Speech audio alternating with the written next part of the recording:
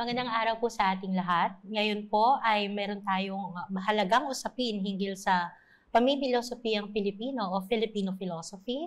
Ako po si Cassie Chodosio ng UPLB Philosophy Division at masaya ko pong kasama ang aking mga colleagues na sina... Ako si Noel Pariñas, galing din sa Division of Philosophy. At si Sir? Bernard Moreno Bragas po, kahit Sir B na lang. Okay. So siguro po, Sir Neo, pwede siguro nating umpisahan kung ano na nga bang bago, ano bang nangyayari sa pamimilosopiyang Pilipino ngayon? Hindi pa rin kasi natatapos ang debate sa patungkol kung meron man o walang etikang Pilipino. Ang isang pananaw ay umaayon sa pagkakaroon ng etikang Pilipino. Ang isang pananaw naman ay umaayon sa hindi pagkakaroon ng etikang Pilipino. Ang tanong kung meron ngang etikang Pilipino ay tanong na kung meron rin bang filosofiyang Pilipino.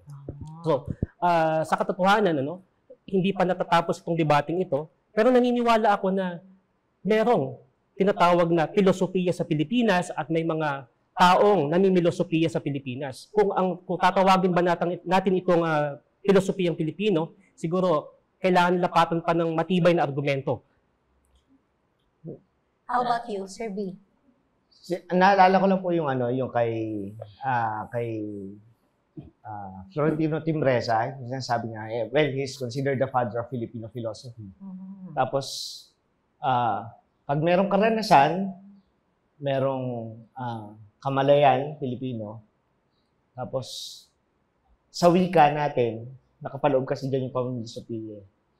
Tapos yung pagmumuni-muni, at marami nagsasabi, matagal nang mayroong filosofiyang Pilipino. Yun nga lang, medyo may mga counter-arguments din, lalo na yung mga ang pinanggagalingan ay kung tutusin, original ba yan sa atin? So sir, sa tingin niyo ba may pagkakaiba ang isang etikang Pilipino sa isang pamimilosopiyang Pilipino? Should there be a schism or a conflict or are they complementary with one another? Kung sasabihin natin merong filosofiyang Pilipino, ang implikasyon niyan ay meron din tayong tinatawag na metapisikang Pilipino, lohikang Pilipino, epistemologiyang Pilipino, at etikang Pilipino. Or even aesthetics. Tama, aestheticang Pilipino. Dahil nga, ang hirap gamitin na qualifier yung Pilipino na i-attach para masabi natin meron tayong normative ethical Filipino ethics. Siguro mas magandang pag-usapan na lang natin yung mga tinatawag nating pinapahalagahan ng mga Pilipino o Filipino values at ano ang implikasyon ng mga Filipino values na ito. Anong ethical implication ng mga Filipino values na ito. So naniniwala ako na ang paghahanap ng kabuluhan sa buhay ay nauugat sa pagiging tao, pagpapakatao, at pakikipagkapwa-tao. So sa salitang kapwa, ang salitang ugat ng salitang kapwa ay puwang. Yeah. At ang puwang ay nagiging daan upang tayo ay tumugon sa kaibahan ng iba. Ito ay nagpapakita ng napakaraming oportunidad at posibilidad. Okay? Hindi lamang siya isang geographical o physical na espasyo o na pagitan ng dalawang tao, kundi isa itong ethical na espasyo. Okay? Kung para tayo ay lumapit at dinggin ang kaibahan ng iba. Yeah. I also, actually, we were talking about this earlier and I was amazed kung paano nga itong kapwa pala, ang kanyang ugat is puwang. At within sa ating pamimilosopiya, pwede pala natin gawin or pwede pala natin isipin ito na kayang magamit sa ating pang-araw-araw na pamumuhay at kung anong ating pangungonsepto sa etika. Tapos, meron din kasing presentasyon ng argumento si Virgilio Enriquez decades ago na kung tutuusin, yung kapwa ay siya yung yumayakap sa kategorya ng ibang tao at hindi ibang tao. Meron siyang naipresent sa Psikolohiyang Pilipino na 8 levels of social interaction. Tapos, may konteksto kasi yun. Kumbaga, Dr. Enriquez was challenging yung prevailing notion, ang core concept ng mga Pilipino ay pakikisama. Pero doon sa 8 levels niya, na ipakita niya na yung 5 levels doon, ang pinakadulo ay pakikisama, ay nasa kategorya ng ibang tao. Tapos yung remaining 3 levels ay nasa kategorya na hindi ibang tao. Pag sinabi natin hindi ibang tao, ikaw naman, hindi ka na iba sa akin. Kumbaga parang ganun. Parang malapit yung puwang from one another. So yung two categories na yun, ang sinasabi ni Doc E ay it is only kapwa that embraces both categories. At yun yung masasabi natin na talagang hindi ka na maiiba sa ibang tao. So the inclusivity is already there in the term itself. Doon sa kapwa. I was also wondering, kasi since we also teach ethics as well, yung konsepto din ng loob. Paano kaya natin ito, kasi para sa akin importante yun eh. And I've learned this from the Kovar article on the relationship of the loob and the labas. And they always say in class is that parang importante din na bigyan nating pagpapahalaga yung labas. Kasi kumbaga, hindi naman sa lahat ng oras alam natin yung niloloob ng isa't isa. Kung kaya how we understood and how we approach the text is that baka gusto din nating tingnan yung harmony or yung unity between the labas and loob of a person at baka yun din yung daan tungo sa isang mabuting buhay o mabuting tao. Actually, yung sa yung konsepto ng loob, masasabi natin talaga na core concept to sa mga Pilipino eh. Kasi medyo kumbaga inangkin na ng psikolohiyang Pilipino ang kapwa. Pero yung konsepto ng loob, whether be it history o philosophy, kung tutuusin, laging mayaman kasi yung salitang loob. It germinates a lot of terms and concepts. Kumbaga, pagka ikaw ay merong kinauutangan, kumbaga, tinatawag mo utang na loob. Kung meron kang initiative, kusang loob. Pagka meron tayong mga pinapagawa mga projects sa mga estudyante natin, tapos nagkainlaban, nagkahulugan ng loob. Kumbaga, very central kasi ang loob eh. Ngayon, I give credit to a young philosopher na yun nga, gumawa siya ng dissertation, thesis actually sa Leuven. Tapos he made an integration of loob and kapwa.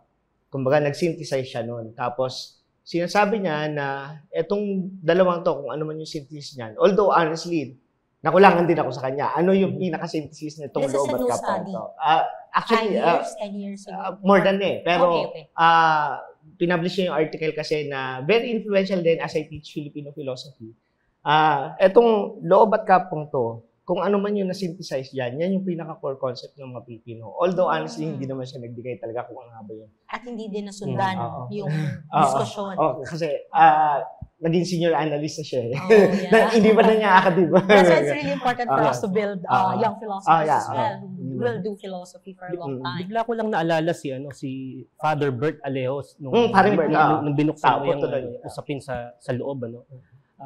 Sabi niya, nabanggit niya na sa loob hinuhugot ang sining, sa loob bumubukal ang agham.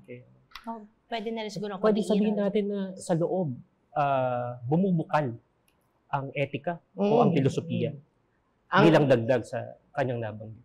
Yung loob kasing yun, kumbaga ganun siya wala tayo mayaman, tapos at the same time it's very paradoxical. Ano bang Tagalog nun? No? Kabaligtunaan, ginamit ko minsan. Pero kabaligtaran kasi ang kabaligtunaan. Na pag sinabing loob, basically hindi mo siya iintindihin lang na hindi yan labas. Kumbaga hindi yan inside a physical object or inside a literal space.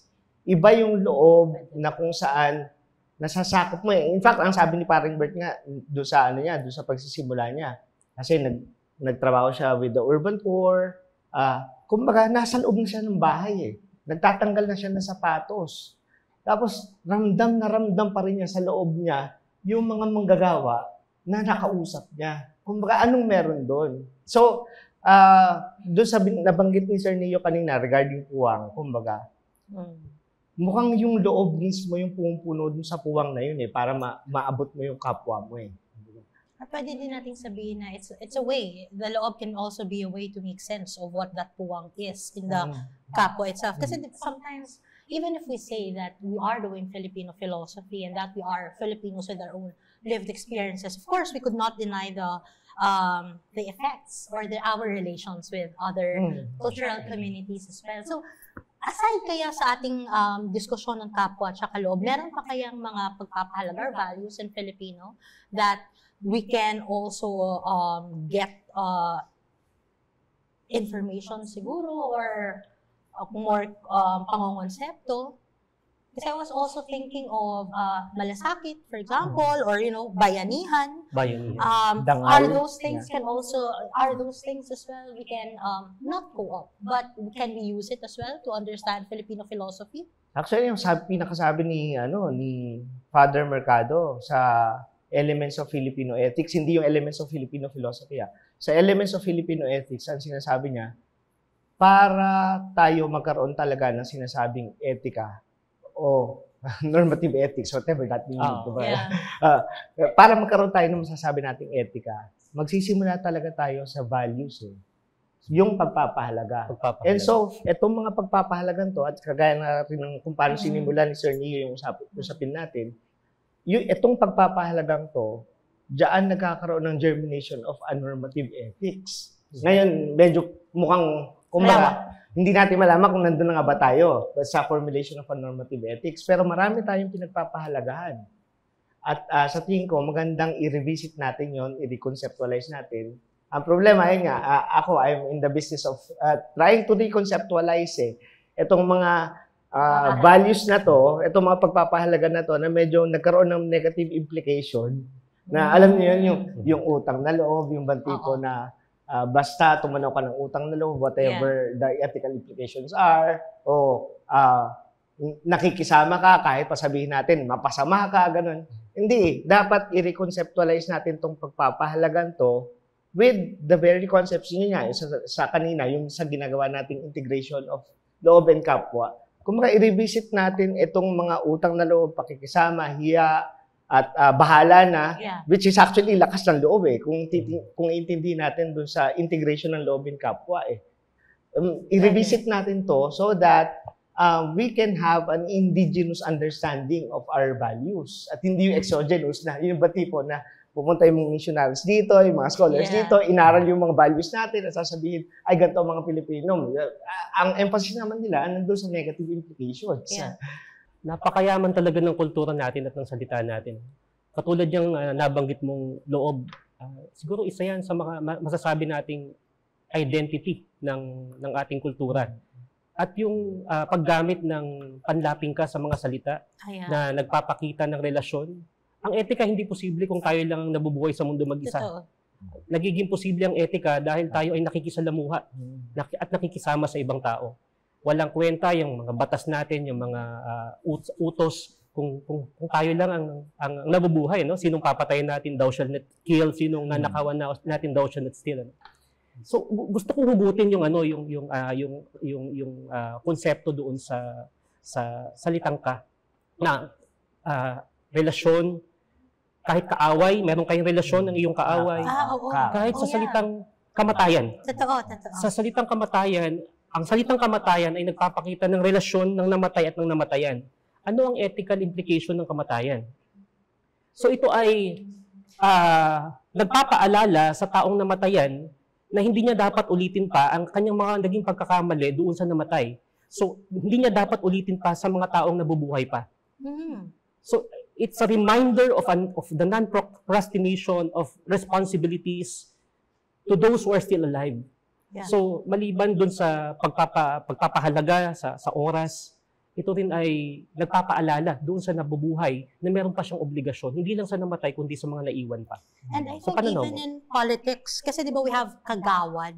So, I think it's really a rich discussion on the use of the as an unlapi. Although personally, I'm also, because we understand that the Philippines is an archipelagic country. So, I think it's also important for us to invest in languages because we have a lot of languages in the Philippines. That's why personally, actually, I find it enriching and find it meaningful to use whatever languages that we know, regional languages that we have in the Philippines in thinking, philosophizing. Kasi kumbaga, the fear is some groups in the Philippines might say it's in Filipino again. So it's another colonial mentality thing that it's only the Filipino language, the Tagalog,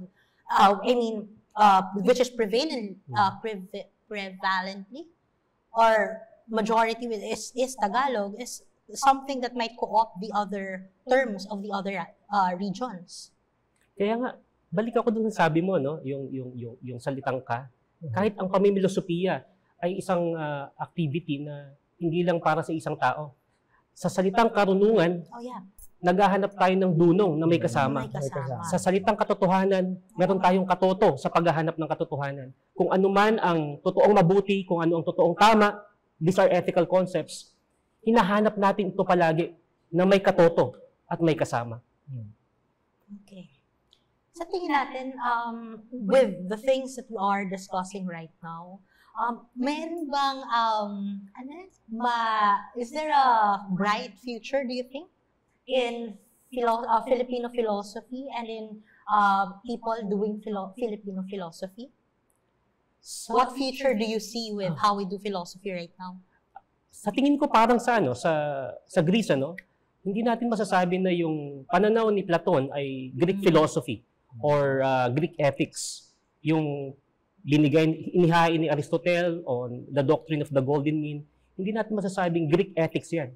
It's an ethical framework of Aristotle. So naniniwala ako na dito kung sa atin man ay magkaroon ng isang normative ethical system, yan ay ni Bernard at ni Cassie. Na nagmula sa Pilipinas, na bumukal sa loob.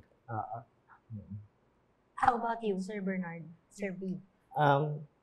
Medyo very optimistic din talaga ako sa direction ng Filipino philosophy. Although marami din talaga nagsasabi na wala talagang pupuntahan.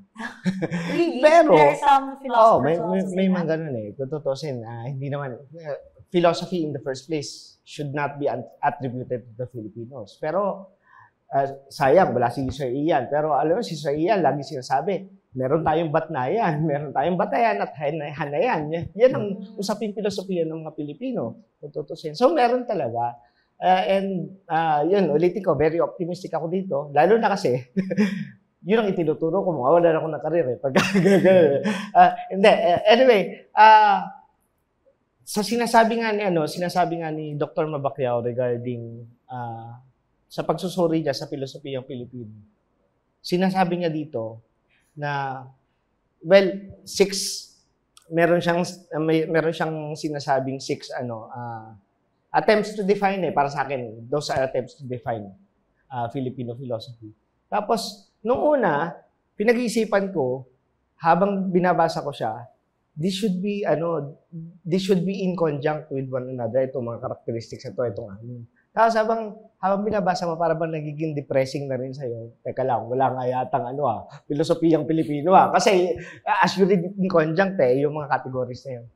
Then, tinapos niya yung article by asking, ngayon, meron nga ba talagang filosofiyang Pilipino? Yeah. Tapos biglang sumagot siya, matagal na. Kasi matagal na nga naman namimilosopiya sa wikang Pilipino, matagal na merong lumalaban with the ideology of the Filipinos, matagal na may humuhubog ng etikang Pilipino, matagal na gumagawa ng pamimilosopiya pa sa pagiging mamamayang Pilipino. Matagal na Kaya kung tutuusin, kahit pasabihin natin na hindi talaga natin perfectly ma-define kung ano nga ba ang Filipino philosophy, meron talaga. So siguro sa panghuling usapin na rin natin, pwede siguro natin isipin kung bakit ba importante na aside from philosophy and philosophizing, given that we are philosophers here, why is it also important for us, Filipino philosophers, to also explore the depth and breadth of Filipino philosophy? Siguro, mahalaga yan dahil bawat nasyonalidad, gaya sa Japan, kahit sabihin ng mga taga-kanluran na walang Japanese philosophy o filosofiyang Hapon, merong tema na pare-pareho sila Si Nishida Kitaro at ang iba pang pilosopo sa Japan, sila Inoue Tetsujiro, pare-pareho ang pinag-uusapan na patungkol sa nasyonalismo. So, napansin ko yun sa kanilang pagsasaliksik, pamimilosopiya, na may isang tema. Siguro sisimulan natin dito sa atin, ano ang tema na masasabi natin na pinaguhugutan ng filosofiya para masabi natin meron tayong identity pagdating sa pamimilosopiya. Bago ko siguro tanongin din si Sir Vivo. Siguro, para sa akin din, importante talaga kasi hindi yata alam ng mga tao or ang ating mga kapwa na doing philosophy, doing Filipino philosophy is real. We are doing it right now. We are doing it with our students. It's just that we do not see the significance in the everyday. Yes. Kung kaya para sa akin, importante na ma-introduce o maipasok, hindi lamang ang mga konsepto, kundi yung mga practices din of being Filipino. At tingnan natin kung ano yung mga problema o mga maaring usapin o interes kung saan pwedeng pumasok ang pamimilosopiyang Pilipino. So, Sir B. Personally speaking, ako meron din akong ambitious project. Kumbaga, yung sa sinasabi ko kanina na synthesis and integration of loob and kapwa, nasabi ko nakukulangan ako. Kumbaga, I want to build up on that, tapos makapag-come up talaga ng masasabi nating etikang Pilipino. Kumbaga. Nakikita ko ito actually sa pagbabayanihan ng mga Pilipino. Kung tutuusin. As we try to integrate and synthesize loob and kapwa, it results to bayanihan. Tapos kung tutuusin, it leans towards other ethical systems, supererogatory ethics, being a hero, virtue ethics, yung paglinang at paghubog sa good character. When you're able to think in a utilitarian way, tapos alam mo rin naman, you're duty-bound to perform such a thing. So, sa tingin ko po ay may magandang direksyon po talaga tayo sa ating pamilosopiyang Pilipino. At nandito po kami para anyayahan din kayo. Tara, mamilosopiya tayo. Maraming salamat po. Okay, so siguro dito po natin muna tapusin ang ating maikling diskusyon. Isang mayabong at malalim na diskusyon hinggil sa pamimilosopiyang Pilipino at kami ay nagagalak na masishare namin or may hayag din namin dito sa inyo. Maraming salamat muli mula sa akin, Cassie Chedosio. Noel Parinas. Sir B po. Thank you.